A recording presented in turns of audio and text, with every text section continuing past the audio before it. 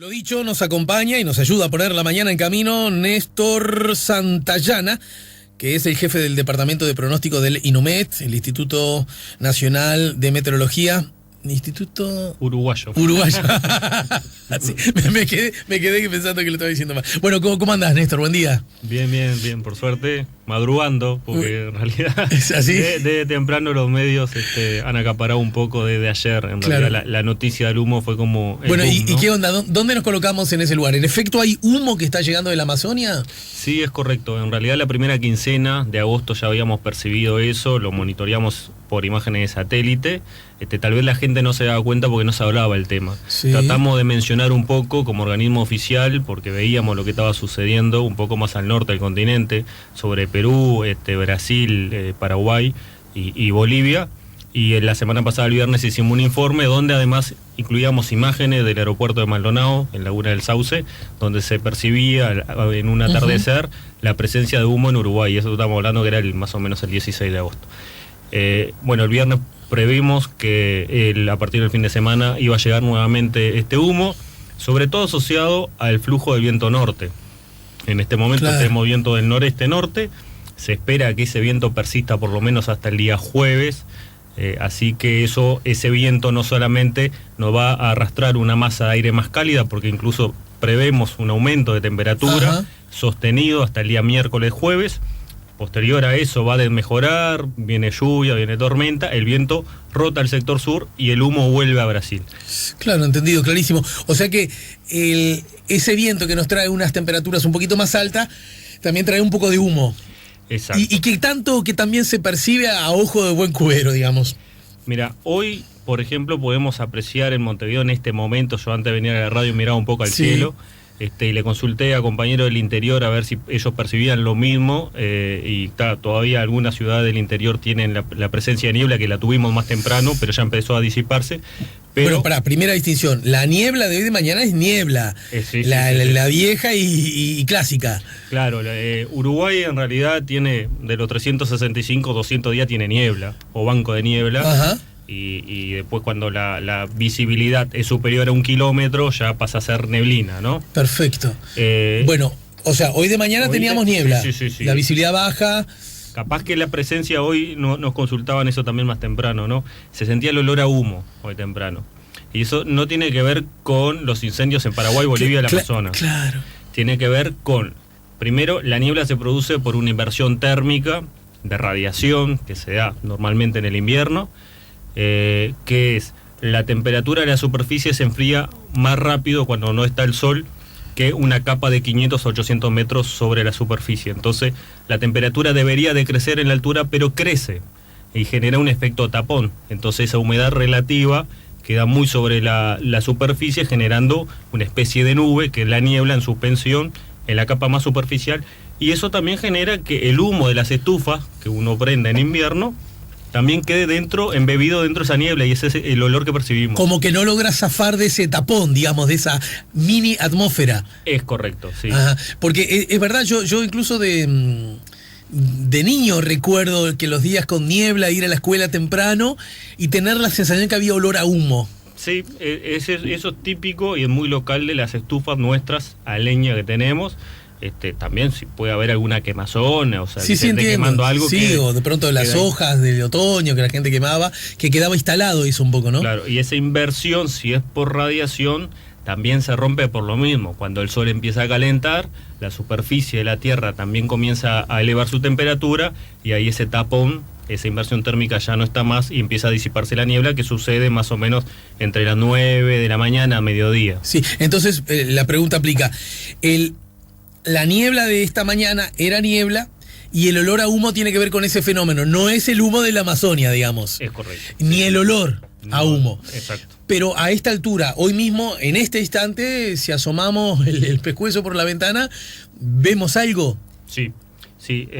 Para el observador menos experimentado. Sí, a ese me estoy refiriendo. Tal vez lo podemos comparar en un día despejado, sin nubes. Sí. podemos ver el cielo muy celeste, un celeste tradicional que llevamos en nuestra camiseta de fútbol. Sí, sí. Pero si vemos hoy, por ejemplo, aquí en Montevideo, que ya despejó y la niebla se está disipando, vemos que no está ese celeste, que hay una cosa que es media turbia, no hay un celeste nítido, y eso es un aerosol que nosotros le decimos litometeoro, que es la presencia ¿Le decimos de humo. cómo? Litometeoro. Ajá. Que es la presencia de humo. Pero no debemos esperar una opacidad mucho mayor que eso. Esa está ahí. Porque, exacto, los incendios se están generando a miles de kilómetros de acá. Entonces, las partículas más pesadas y más densas, más gruesas, se caen inclusive muy cerca del Claro. foco. Entonces, las partículas que son las más chiquitas, de pocas dimensiones, son las que siguen en suspensión en la atmósfera y que son afectadas a través del viento hacia nosotros. Por lo cual, podría llegar como mucho ese velo grisáceo que vemos en Pero a el ver, cielo. yo tiendo hoy, a pesar de que la humedad está alta, pero como hay un poquito de solcito y no hay lluvias pronosticadas, de hecho lavé ropa, ¿no? Yo supongo que se me va a secar a pesar de estos Sí. factores. Bueno, se termina imponiendo, digamos, las horas de... Cuando se mueva un poquito ya... ¿Pero me va a quedar con olor a humo? ¿A humo de la Amazonia? No, te va a quedar con el humo del vecino. Por lo que decíamos hace un rato. Exacto. Hay más chance que me quede con el humo del vecino que prendió la estufa de leña, Sí, justamente sí. por esa circunstancia que se da, ¿no? Sí, me pasó a mí. Dejé la ventana abierta, la ropa en el balcón, y hoy de mañana me quería matar porque digo, el olor a humo Claro. que me quedó en la ropa. Bueno, pero puta. siguiendo, a ver si estoy bien como alumno, profe. Siguiendo esa lógica, también ese humo se disipa conforme el sol caliente un poquito, ¿no?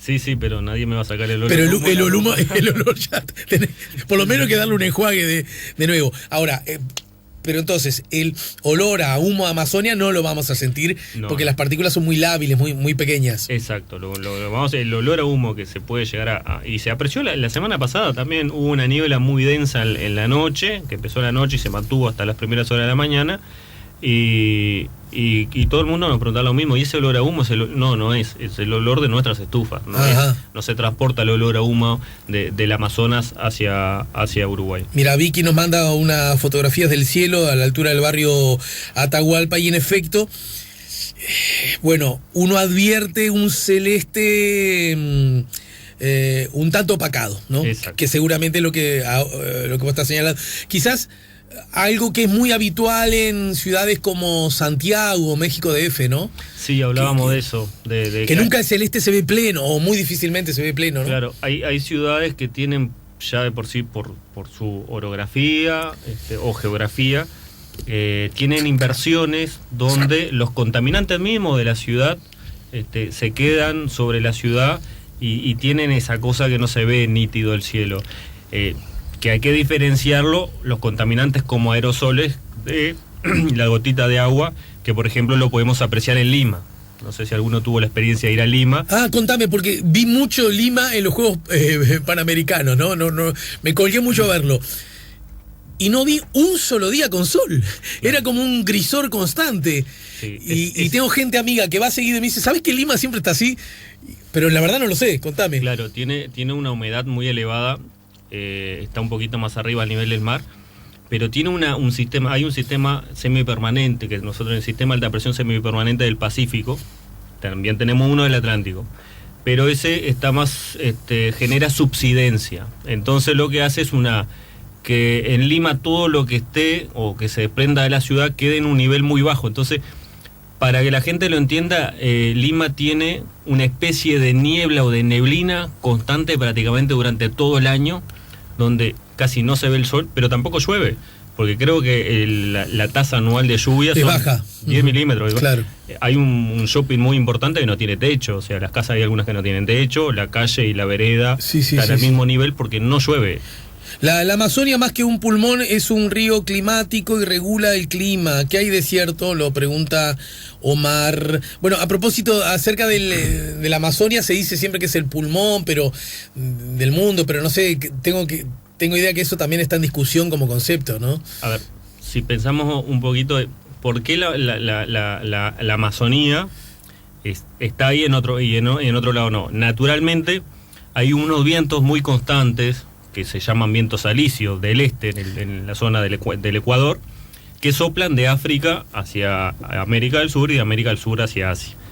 Esos vientos, que fueron los que en algún momento Cristóbal Colón se equivocó y quería rodear África y se equivocó, agarró un viento de eso y lo trajo al Caribe. Ajá. Y así descubrió América, pero por accidente, por esos vientos arrastran minerales, o sea, el polvo del Sahara, que ha llegado incluso a Estados Unidos, arrastra hacia el Amazonas, hacia Brasil, y es rico en minerales.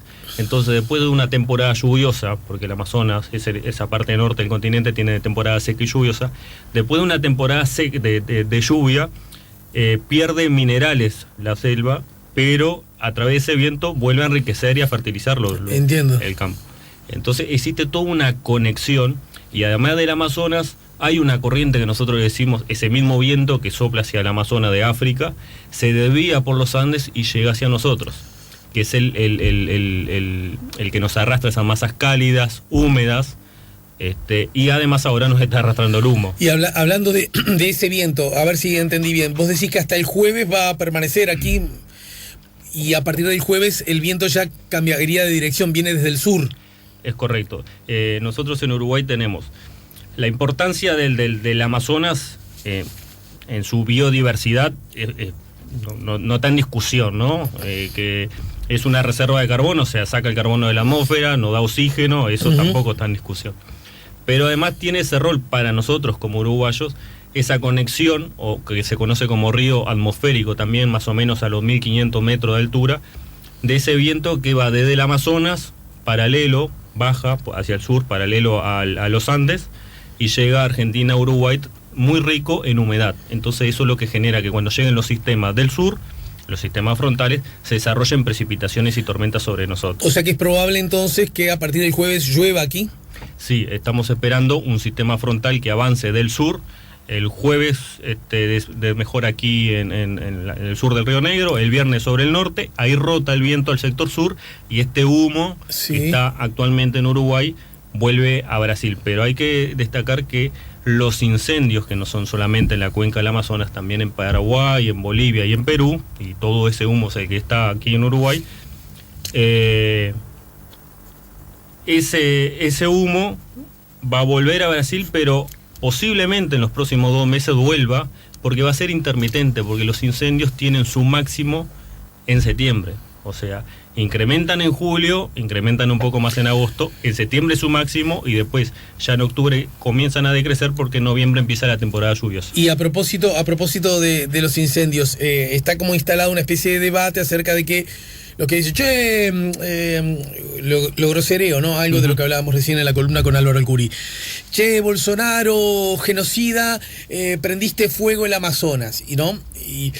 Y están los otros que, en realidad fue Evo Morales que lo arrancó primero, pero claro, como es de izquierda ustedes no dicen nada, y además toda la vida ocurrió también con el chorro de Lula, ¿no? Lo estoy grosereando deliberadamente. Incendios como algo cotidiano que ocurre desde hace mucho tiempo, no sabría decir desde cuándo, pero siempre con la necesaria participación del hombre, no son esos incendios espontáneos, pero en todo caso parece que por políticas de otra naturaleza que aplica o que permite aplicar el gobierno de Bolsonaro, la dimensión de estos incendios es un poco mayor a las anteriores. Tratemos de ubicarnos con cierta objetividad ante el fenómeno. Bueno, me estás dando, le cuento a la gente. Está bien. Es un dato. Claro. En los últimos 5 años, en realidad, si nosotros evaluamos los datos científicos del INPE de Brasil, que es un instituto de investigación que tiene Brasil, el año donde más se quemó y en forma muy violenta fue el 2005, 2004-2005. Ajá.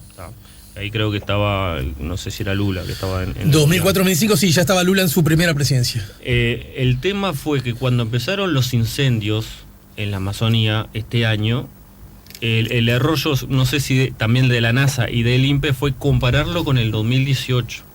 En el 2018 tuvimos 45.000 incendios en Brasil, sí, más o menos. Y este año, hasta ayer, íbamos 82.000. Entonces, si vos comparas 2018-2019, es el doble. O sea, los incendios que se están viendo ahora son el doble de los del año pasado. Entonces, si te quedas con esa cifra, claro. Está quemando todo el Amazonas. Pero si vos haces una comparación de los últimos 5 años, vas a ver que recién ahora estamos superando la media de los últimos 5 años o de los últimos 10 Pero años. a ver, vos me diste una gráfica que leo y lo comparto con la gente. 2005, redondeo los números, ¿no? 2015, perdón, 60.000. 2016, 75.000. 2017, 60.000 de nuevo, ¿no? Uh-huh. 2018, 45.000. 2019, que todavía no terminó, aunque va a terminar en poco porque ya se vienen las lluvias, Uh-huh. estamos en 82.000. Exacto. Por lo tanto, si lo comparamos con el año pasado, como dijiste, es más del doble, o va a ser el doble.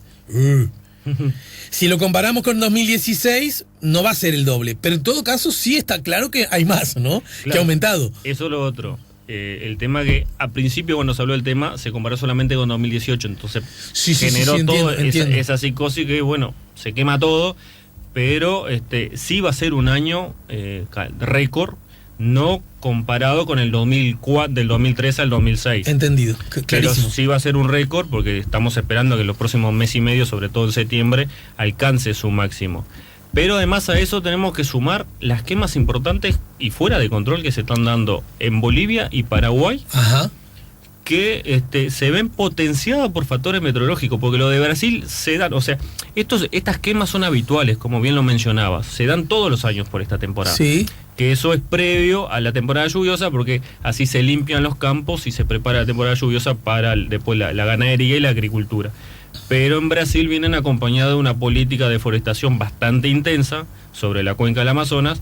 Entonces, claro, eso es lo que llama un poco más la atención, es decir, están deforestando gran parte y la están quemando, preparando para plantar. Uh-huh. Pero también se suma de que en Bolivia y en Paraguay se generaron incendios muy importantes que fueron los que el humo ese tan denso llegó a San Pablo el 19 de agosto. Esos datos, a propósito de los incendios en Bolivia y en Paraguay, ¿estamos en condiciones de compararlos con años anteriores? ¿Vos tenés información al respecto? Como para saber si estamos en el índice más o menos habitual o están despegados. En la página de acá mismo de INPE hay una comparación que ellos hacen entre países y entre estados, y también tanto Paraguay como Bolivia en comparación al año pasado y años anteriores también se va incrementando, o sea, como que este año va a cerrar Sí. con récord en cualquiera de los tres países. Brasil, inclusive. Paraguay, Bolivia, más incendios. Sí. Bien. Sí. En todo caso, esos últimos datos, si después los conseguís, pásamelo y los compartimos con los oyentes.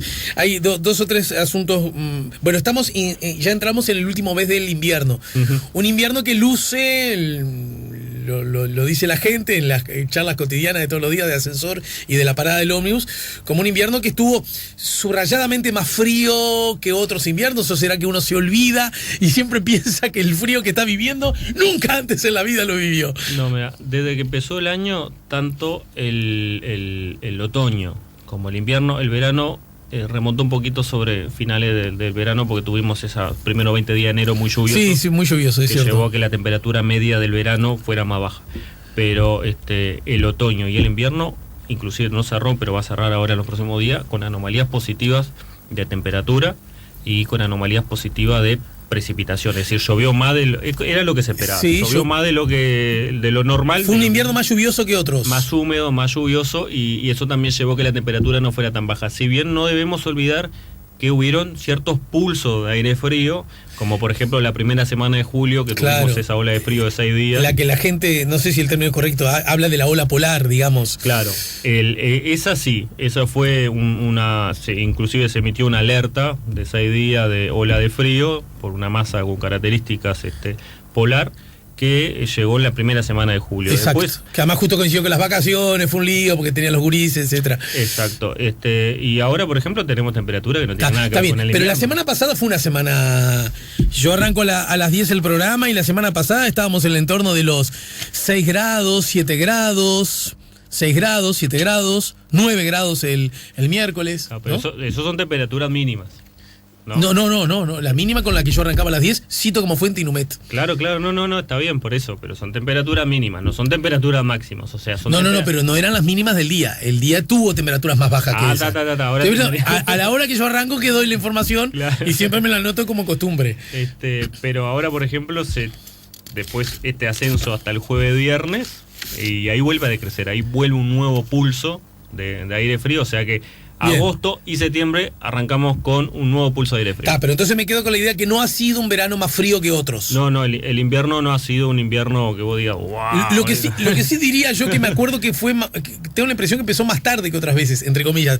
Pues yo recuerdo unos mayos muy fríos, primeros de mayo muy fríos, lo recuerdo de salir con amigos y mayo te diría que estuvo muy livianito de ropa, ¿no? Pero aparte de eso, claro, porque capaz que nos quedamos con la sensación de los últimos días de frío o de julio, pero en junio prácticamente no hubo días fríos. No, claro. Y tampoco en mayo. Entonces, si yo cierro la cuenta de los últimos 3 meses, me da esa anomalía positiva, pero de todas formas lo vamos a estar evaluando la próxima semana cuando ya inicie septiembre para ver cómo termina el invierno, porque nosotros tomamos 3 meses enteros.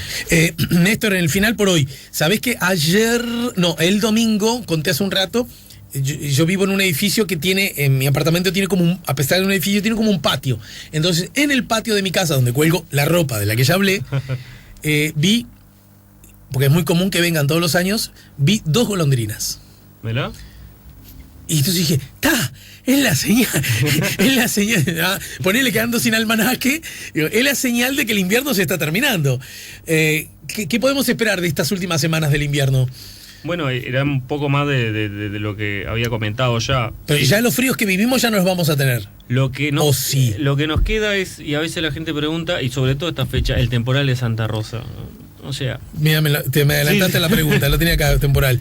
El tema es que por esta fecha lo que sucede es que comienza a terminar el invierno y comienza a ingresar la primavera, a iniciar la primavera. Entonces empieza nosotros decimos periodo de transición, donde aún persiste pulso de aire frío como el que esperamos para el final del mes y principio del otro, pero también comienzan los pulsos de aire cálido, ¿tá? Que es lo que estamos pasando en este momento y lo que esperamos hasta jueves. Entonces en esa temporada de transición suele suceder que empiezan a subir las temperaturas y decir, ya llegó la primavera y de repente, pum, pasó un sistema frontal y bajó la temperatura.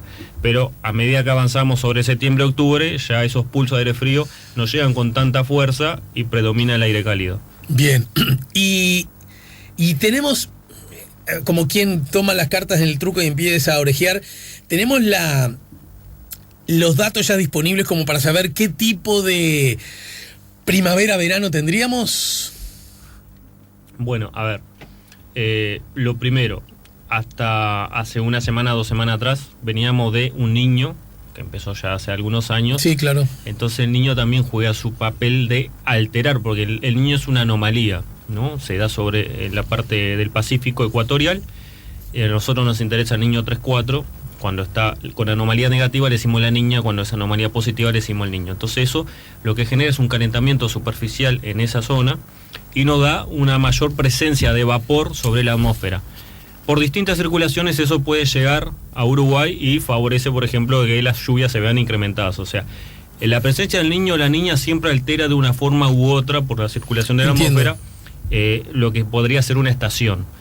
Pero en este caso, a partir de 2 semanas, ya se decretó de que, salimos del niño y estamos en una fase neutra, que por lo menos se va a mantener hasta primavera. Lo que no sabemos todavía es, a ver, ¿qué pasa en el verano? ¿Es un niño, es una niña o es fase neutra? Entonces, si estamos en fase neutra, salvo que haya algún cambio natural... Como cuando el padre estaba en la sala de espera... sin saber si va a tener, antes la ecografía, si va a tener una niña o un niño, igual, estamos ahí esperando. De acuerdo a una cosa u otra, tendremos un tipo de verano u otro. Capaz que con la tecnología que tenemos no es tan así, pero tenemos una probabilidad mayor de que, volvamos a tener un niño y no una niña. Entonces eso nos va a dar una mayor cantidad de agua en la atmósfera. Pero esos son todas hipótesis que hay que manejarla con cuidado y evaluar mes a mes cómo vienen las condiciones sobre el Pacífico. Pero a ver si me quedo con esta idea que vos cuidadosamente estás manejando. Es de mantenerse esta tendencia, tendríamos un verano igual que el pasado, quizás con más lluvias. Posiblemente sí. Me quedo primero con la primavera, fase neutra, o sea que no tengo nada que me pueda llegar a alterar mucho la primavera.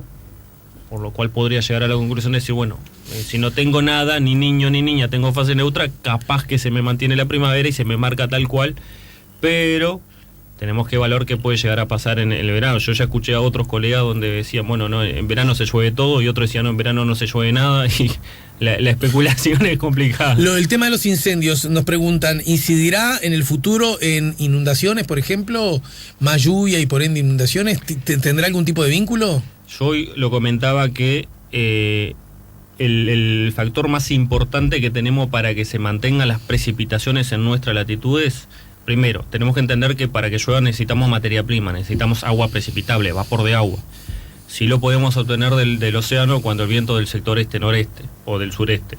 Sí lo podemos tener del Río de la Plata, pero no se compara con la cantidad de humedad que es afectada del Amazonas hacia nosotros. Entonces, si pensamos que mañana o pasado desaparece el Amazonas y eso termina siendo un desierto, no vamos a tener un aporte importante de vapor de agua para nosotros, por lo cual la precipitación debería disminuir.